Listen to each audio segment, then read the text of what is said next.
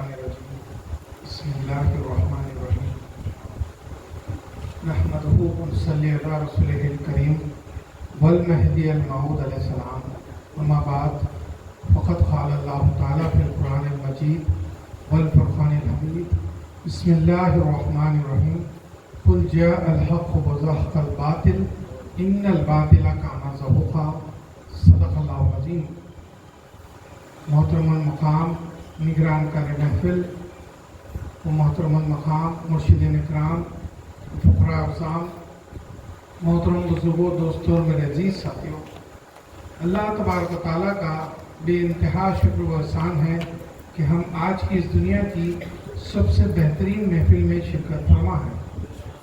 محترم سامعین، ساری دنیا میں جتنے بھی نام ہیں ہر نام کے الگ الگ معنی ہیں، مگر اللہ تبارک و تعالیٰ کا ایک ایسا نام ہے جس کے ہر حروف کو الگ کیے جائے تو بھی معنی نکلتے ہیں۔ دنیا میں اللہ کے نام کے اگر الگ الگ حروف کر دیے جائے، ایک ایک نکال دیے جائے تو اس کے بھی معنی نکلتے ہیں، ہر حروف کے جو ہے معنی نکلتے ہیں۔ دیکھیے اللہ کا نام، اللہ یہ ذاتی نام ہے، اس میں سے الف نکال دیا جائے تو للہ رہ گیا، للہ معبود کے لیے استعمال ہوتا ہے۔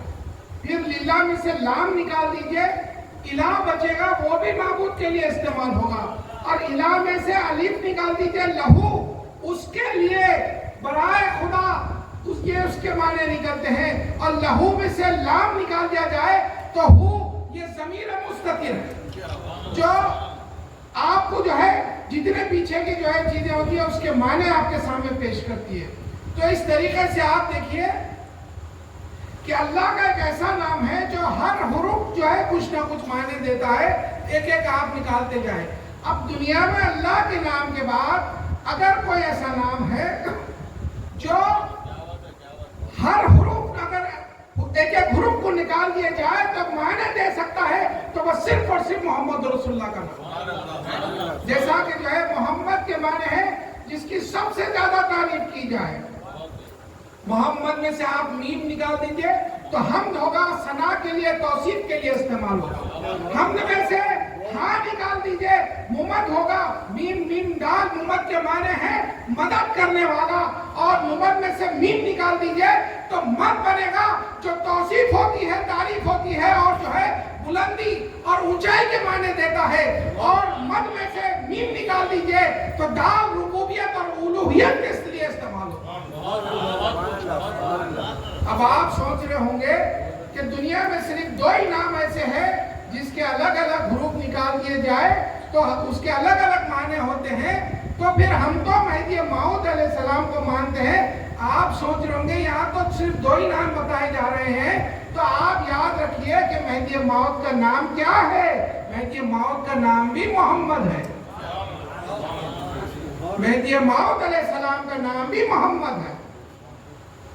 محترم سامعین، اللہ کے رسول صلی اللہ علیہ وسلم کی عظمت کو حقیقت میں جو ہے جتنا بیان کیا جا سکے وہ کم ہے۔ آپ کی حقیقت کو دنیا کے لوگ نہیں جانتے۔ دیکھیے سب سے بڑی بات تو یہ ہے کہ آپ ہے کیا، محمد رسول اللہ صلی اللہ علیہ وسلم ہے کیا۔ اگر 1000 باتوں کو ایک جملے میں جو ہے بیان کیا جائے تو وہ کیا ہے کہ محمد اللہ کی پہچان ہے۔ لوگ اپنے معبود کو، اللہ کو ڈھونڈ رہے ہیں، پہچاننا چاہتے ہیں، تو در حقیقت اللہ کی پہچان محمد رسول اللہ، اور یہ ہم اپنی طرف سے نہیں بول رہے بلکہ خود حدیث قدسی فرما رہی ہے۔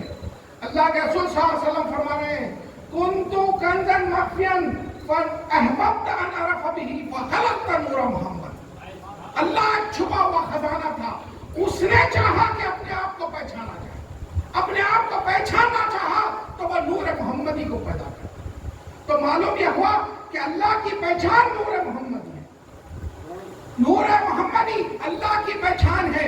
اب جو جتنا جو ہے محمد رسول اللہ کو پہچانتا ہے وہ اللہ کو اتنا پہچانتا ہے، وہ اتنا جو ہے اللہ کے قریب ہونا چاہتا ہے۔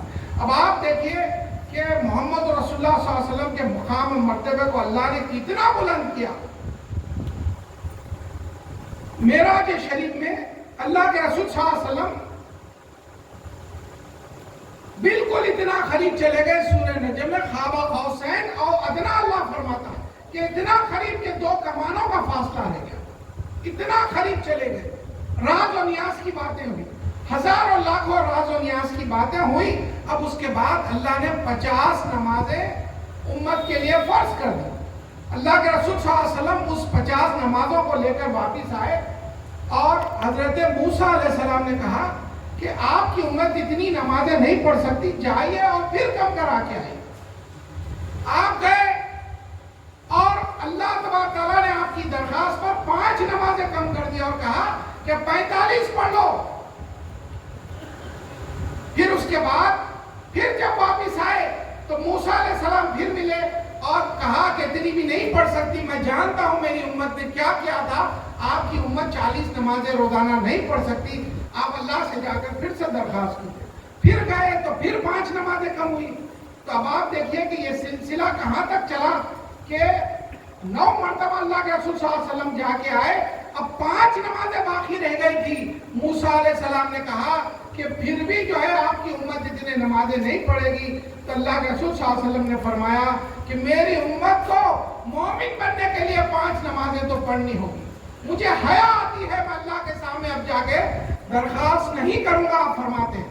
اب یہاں ایک بات دیکھیے کہ اللہ کے رسول صلی اللہ علیہ وسلم احکم الحاکمین کے پاس جا رہے ہیں جو ازل سے ابد تک کا علم رکھتا ہے. اللہ کا علم کون نہیں جانتا. اللہ جب سے ہے اس کا علم تب سے ہے. اللہ ابد کا آگے کا بھی جو ہے علم, ہمیشہ کا علم اس کے پاس ہے. تو اب آپ دیکھیے کہ کیا اللہ تبارک و تعالیٰ پہلی بار میں 45 نمازیں کم نہیں کر سکتا تھا. اللہ تبارک تعالیٰ ہر چیز سے جب واقف ہے تو یہاں پر اللہ تبارک تعالیٰ پہلی بار میں 45 نمازیں معاف کیوں نہیں کر سکتا تھا؟ مگر اس لیے کہ وہ بھی چاہتا تھا کہ اس کا حبیب بار بار اس کی بارگاہ میں آئے. وہ چاہتا تھا کہ اس کا حبیب اس کی بارگاہ میں بار بار آئے اور وہ تھوڑا تھوڑا کر کے معاف کرتا گیا. اور آخری میں کہتا ہے اللہ رب العالمین کہ تمہاری امت اگر 5 نمازیں بھی پڑھ لے گی تو میرا ثواب کم نہیں ہوگا, میں 50 نمازوں کا ثواب دوں گا. محترم سامعین, اب ایک اور اس میں نکتہ یہ ہے کہ آپ دیکھیے کہ محمد رسول اللہ کی جو ہے مقام و مرتبے کو اور اللہ کی قربت کو سمجھیے کہ کون ایسا ہے جو بارگاہ خدا بندی میں بار بار چلے جائے. پہلے کیا تھا, بلایا گیا تھا, اب خود جا رہے تھے. محمد رسول اللہ صلی اللہ علیہ وسلم کے مقام کو سمجھیے کہ بلایا نہیں گیا ہے مگر پھر خود اپنی طرف سے جا رہے ہیں اور اللہ تبارک تعالیٰ آپ کو رضامندی دے رہا ہے اور آپ جا کے گفتگو کر رہے ہیں اور نمازوں کی معافی کرا رہے ہیں. یہ ہے مقام مصطفیٰ صلی اللہ علیہ وسلم. باطن کو آج کے زمانے میں لوگ رد کر رہے ہیں, ظاہری بات کر رہے ہیں. ظاہری علم چاہیے لوگوں کو, ظاہری دلیلیں چاہیے, جبکہ آپ دیکھیے کہ اسلام کے اندر باطن کو بہت سرایا گیا ہے. جو معراج کا واقعہ ہے یہ پورا کا پورا حدیث کی کتابوں میں یا قرآن میں لکھا ہوا نہیں ہے, صرف باطن سے چلا آیا ہے. آدھے سے زیادہ جو ہے معراج کا واقعات باطنی طور پہ جو ہے لوگوں سے سنے گئے سماعی واقعات ہیں. تو پھر اب آپ دیکھیے کہ باطن کو جو لوگ رد کر رہے ہیں ان کا کیا انجام ہوگا, جبکہ اللہ کے رسول صلی اللہ علیہ وسلم کا معراج کو جا کر آنا یہ خود ایک جو ہے باطنی طور پہ اس پر ایمان لانا ہے. اس لیے کہ اب لوگ جو ہے ظاہری طور پر بحثوں میں پڑ گئے کہ جو ہے نہیں بھائی یہ روحانی جو ہے معراج تھی, کوئی کہہ رہا ہے کہ یہ جسمانی معراج تھی, کوئی کہہ رہا ہے کہ خواب میں تھے. ایسی باتیں کر رہے ہیں. مگر یاد رکھیے باطنی طور پر اگر جو تصوف کا علم رکھتا ہے, جو مرشدین کے پاس بیٹھ کر جو ہے روحانی علم حاصل کرتا ہے, وہ جانتا ہے کہ اللہ کے رسول صلی اللہ علیہ وسلم جو ہے جسمانی طور پر گئے اور آئے.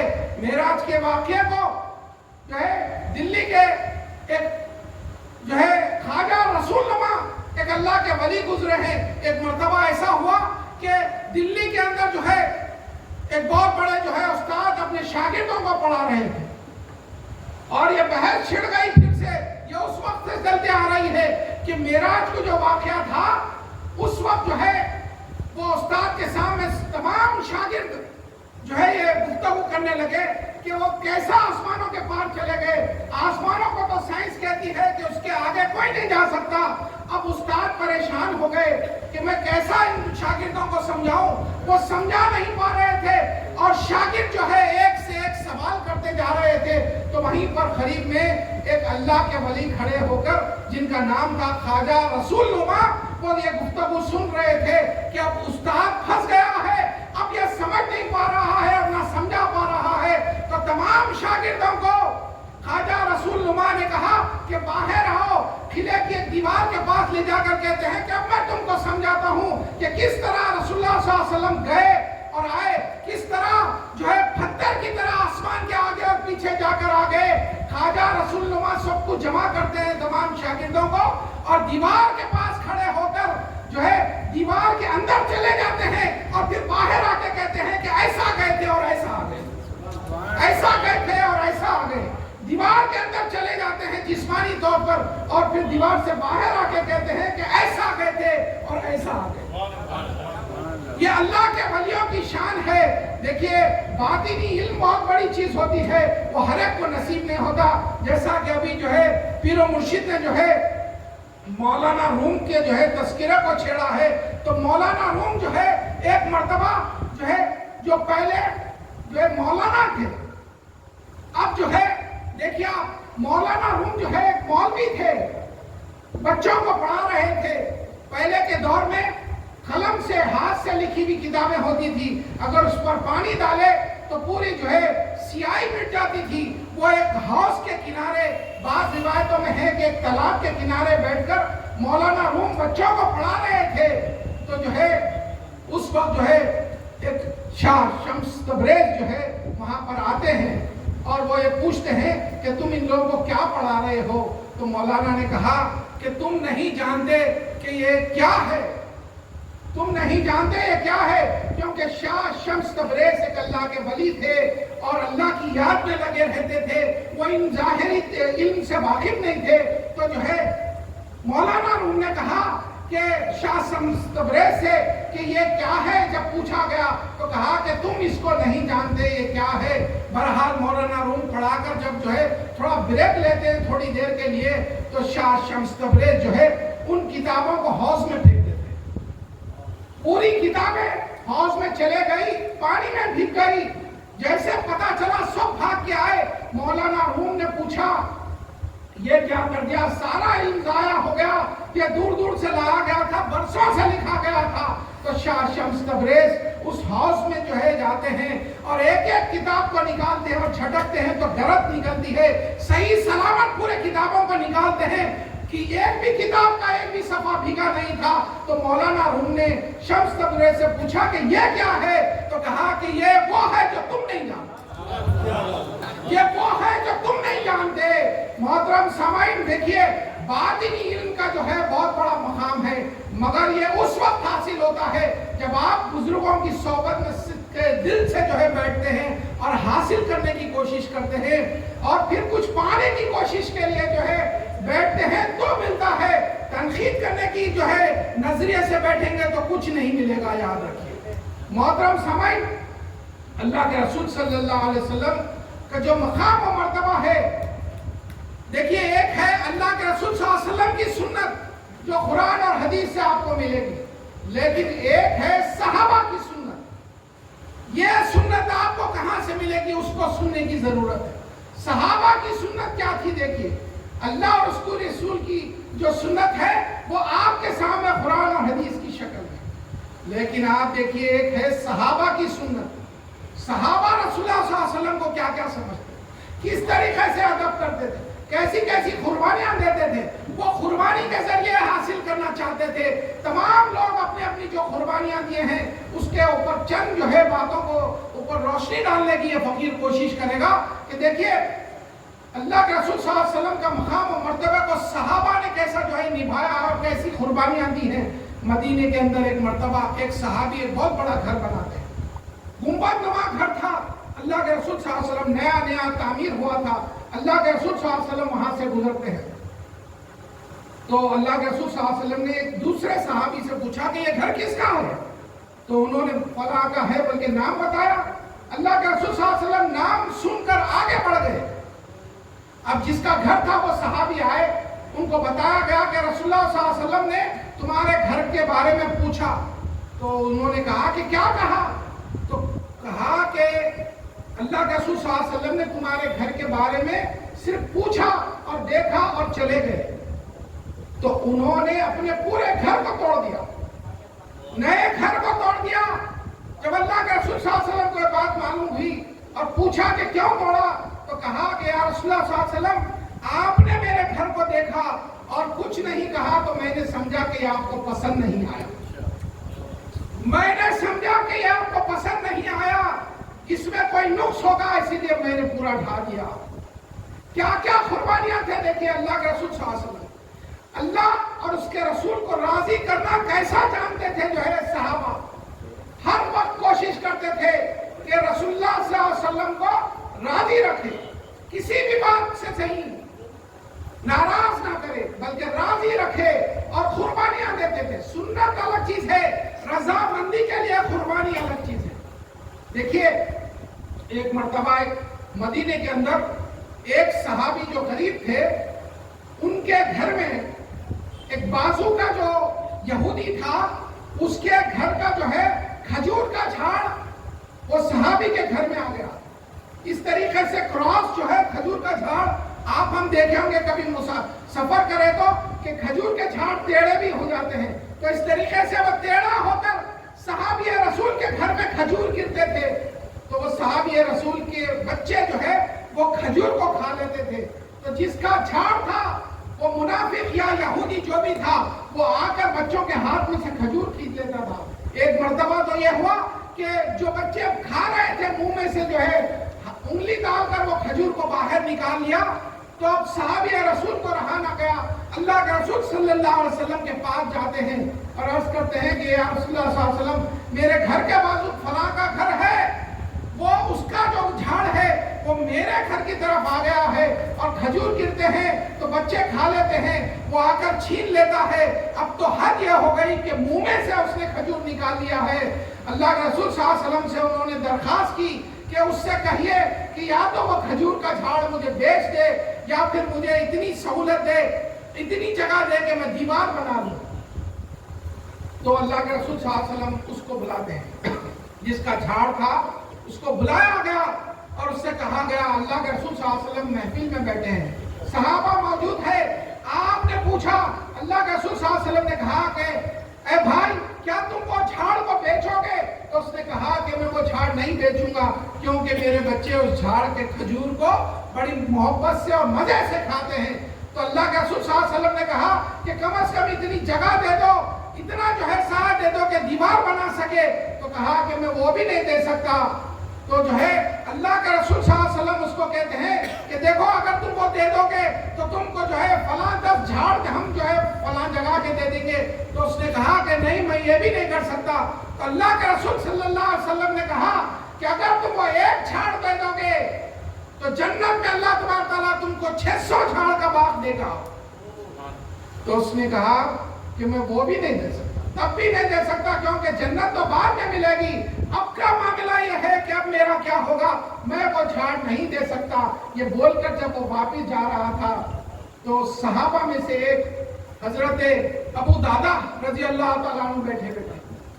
مدینے میں ان کا سب سے بڑا باغ تھا، 600 کھجور کے جھاڑوں کا باغ تھا، بڑا محل تھا، اس میں کنواں تھا، بہت مشہور تھے۔ انہوں نے اللہ کے رسول صلی اللہ علیہ وسلم سے پوچھا کہ یا رسول اللہ صلی اللہ علیہ وسلم اگر آپ نے ابھی جو پیشکش اس کو کی ہے کہ ایک جھاڑ کے عوض میں جو ہے جنت میں ایک بہت بڑا باغ ملے گا، 600 جھاڑوں کا باغ ملے گا، کیا یہ پیشکش، کیا یہ آفر ابھی بھی موجود ہے؟ تو اللہ کے رسول صلی اللہ علیہ وسلم نے کہا ابھی بھی وہ زندہ ہے، وہ پیشکش ابھی بھی زندہ ہے، سلامت ہے۔ تو کہا ابھی آتا ہوں کہہ کر باہر گئے اور اس شخص کو جس کا وہ ایک جھاڑ تھا اس سے کہتے ہیں کہ کیا تم مجھے پہچانتا ہے؟ اس نے کہا کہ تم کو کون نہیں جانتا، تم مدینے کے اس باغ کے مالک ہو جو سب سے بڑا ہے، سب سے اچھے کھجور اس میں ہے، اور جو ہے بہترین محل ہے، کنواں ہے۔ تو ابو دادا نے کہا کہ تم اگر وہ ایک جھاڑ مجھے دے دو گے تو میں وہ پورا باغ، گھر، کنواں سب دینے کے لیے تیار ہوں۔ کیا قربانی ہے! دیکھیے، یہ قرآن اور حدیث میں آپ کو نہیں ملے گا۔ وہ سنت الگ ہے، یہ صحابہ کی سنت ہے جو قربانی دے رہے ہیں رسول اللہ کو راضی کرنے کے لیے۔ اب وہ جو ہے ابو دادا پر وہ آفر جب انہوں نے اس شخص کو کہا تو کہا کہ میں ایک وہ جھاڑ کے بدلے میں، کون ایسا بیوقوف ہوگا جو اتنا بڑا باغ نہیں لے گا؟ اس نے ایک جھاڑ دے دیا تو ابو دادا جو ہے اپنے بیوی بچوں کو باہر لا لیتے ہیں۔ اس کے بعد بارگاہ ہے رسالت مآب صلی اللہ علیہ وسلم میں جا کر عرض کرتے ہیں، یا رسول اللہ صلی اللہ علیہ وسلم، وہ ایک جھاڑ میں نے خرید لیا ہے، آپ کو اللہ دیا کہہ کر دے رہا ہوں، آپ جسے چاہے اسے دے لیں، آپ جسے چاہے اسے وہ جھاڑ دے دے۔ تو اللہ کے رسول صلی اللہ علیہ وسلم فرماتے ہیں کہ اے ابو دادا، تم نے وہ کیسے خریدا؟ کیونکہ وہ تو کس کو بھی نہیں بیچ رہا تھا۔ تو کہا کہ میں نے اپنا باغ اس کو بیچ دیا، میں نے باغ اس کو دے دیا ہے۔ تو اللہ کے رسول صلی اللہ علیہ وسلم فرماتے ہیں کہ اے ابو دادا، میں جنت میں تمہارے اس باغ کو دیکھ رہا ہوں جہاں تک نظر جاتی ہے بس تمہارا باغ ہی باغ ہے۔ فرماتے تمہارا باغ ہی باغ ہے۔ یہ صحابہ کی سنت ہے۔ دیکھیے کہ کس طریقے سے قربانیاں دیتے تھے اللہ کے رسول صلی اللہ علیہ وسلم کو راضی رکھنے کے۔ زندگی تو زندگی کے بعد بھی جو ہے صحابہ رسول اللہ صلی اللہ علیہ وسلم کے جو ہے ادب و احترام کو کس طریقے سے نبھاتے تھے۔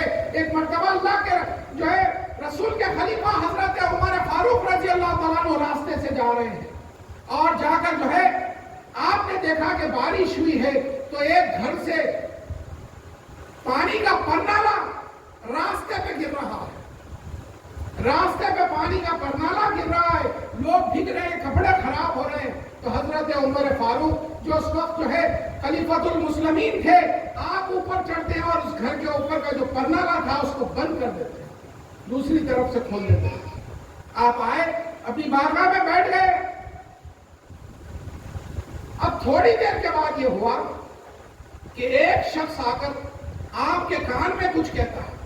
تو حضرت عمر فاروق رضی اللہ تعالیٰ عنہ فوراً اٹھ کے کھڑے ہوتے اور اس شخص کے ساتھ جا کر وہ پرنالا پھر سے کھول دیتے۔ تو صحابہ جو آپ کے جو مریدین تھے وہ سب یہ پوچھتے ہیں کہ اے عمر، کیا بات ہے؟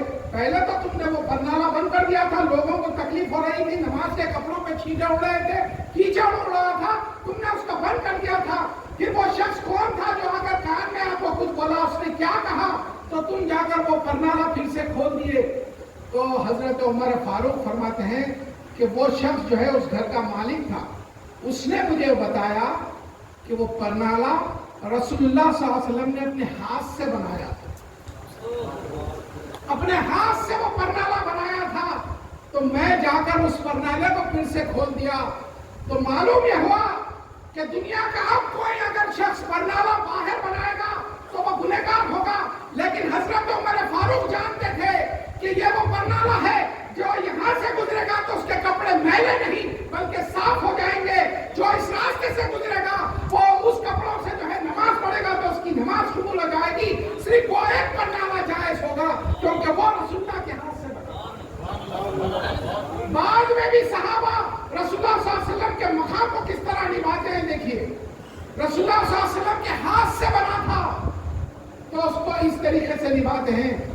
آخری ایک بات آپ کو بتا کر یہ فقیر اپنی جگہ لے گا کہ دیکھیے حضرت عمر فاروق رضی اللہ تعالیٰ عنہ کی جب بات چھڑی ہے تو حضرت عمر فاروق رضی اللہ تعالیٰ عنہ جلیل القدر صحابہ میں سے ہے۔ آپ جو ہے کسی بھی بات کو یوں ہی برداشت نہیں کر لیتے تھے، فوراً جو ہے آپ کو جلال آ جاتا تھا، حق بات کو جو ہے پہلے پیش کرتے تھے۔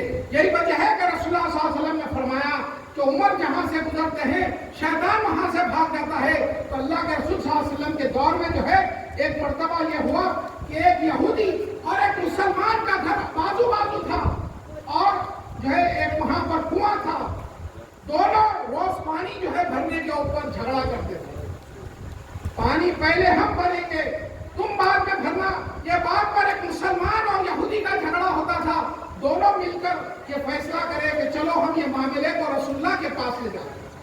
رسول اللہ صلی اللہ علیہ وسلم سے جو ہے پوچھتے ہیں کہ جو ہے یہاں کیا ہوگا, اس مسئلے کا حل کیا ہے. مسلمان صاحب جو تھے, صحابی تھے, وہ اس یہودی کو کہتے ہیں کہ چلو رسول اللہ سے ہم پوچھتے ہیں. وہ یہ سوچ رہے تھے کہ میں مسلمان ہوں تو رسول اللہ صلی اللہ علیہ وسلم میری تائید کریں گے. جب رسول اللہ صلی اللہ علیہ وسلم کے پاس پہنچے تو رسول اللہ صلی اللہ علیہ وسلم کو جب معاملہ سنائے تو رسول اللہ صلی اللہ علیہ وسلم نے پوچھا کہ اس کنویں کے قریب میں گھر پہلے کس کا ہے؟ تو بات یہ پیش آئی کہ یہودی کا گھر پہلے ہے. تو رسول اللہ صلی اللہ علیہ وسلم نے کہا کہ یہودی پہلے پانی بھرے گا. اللہ کے رسول صلی اللہ علیہ وسلم نے فیصلہ سنایا کہ یہودی پہلے پانی بھرے گا, بعد میں مسلمان پانی بھرے گا. تو وہ جو مسلمان صاحب کے باہر نکلنے کے بعد اس یہودی سے کہتے ہیں کہ دیکھو مجھے یہ فیصلہ منظور نہیں ہے, حضرت عمر کے پاس جائیں گے, چلو ان سے بھی پوچھتے ہیں. تو وہ یہودی کو لے کر حضرت عمر فاروق کے پاس گئے. دونوں بھی وہاں پر گئے, دونوں نے معاملہ سنایا اور رسول اللہ کے پاس گئے تھے, یہ بھی سنایا. حضرت عمر سے یہ بھی سنایا کہ رسول اللہ نے یہ فیصلہ کیا ہے کہ جو پہلے پانی یہودی بھرے گا, اور مسلمان کہتے ہیں کہ مجھے وہ پسند نہیں آیا فیصلہ, اسی لیے میں آپ کے پاس آیا, ان کو لے کر آپ کے پاس آیا ہوں. اللہ کے رسول صلی اللہ علیہ وسلم کی صرف بات پانی پہ چل رہی تھی. دیکھیے پہلے پانی کون بھرے گا. بہرحال وہ مسلمان صاحب نے کہا کہ اے عمر تمہارا فیصلہ مجھے بہت زبردست دکھتا, آپ مجھے فیصلہ سنائیے.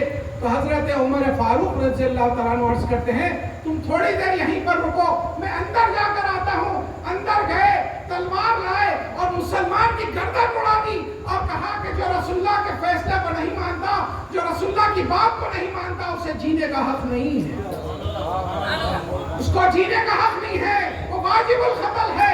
آپ نے اس کی گردن اڑا دی. تو میں یہاں پر عرض کرنا چاہتا ہوں رسول اللہ کی ایک بات کو جو ہے کوئی اگر نہیں مانا تو حضرت عمر نے گردن اڑا دی. اور یہاں پر رسول اللہ صلی اللہ علیہ وسلم کہتے ہیں کہ اگر برف کے پہاڑوں پہ سے بھی رینگتے ہوئے جانا پڑے تو جاؤ اور بیٹھ کرو. تو میں یہ کرنا چاہتا ہوں کہ یہ جو جتنے غیر مذہبی ہے بڑے خوش قسمت ہے کہ یہ حضرت عمر کا دور نہیں ہے, ورنہ کوئی نہ بچتا کہ انہوں نے رسول اللہ کی بات کا انکار کیا ہے. وآخر الدعوانا الحمدللہ رب العالمین.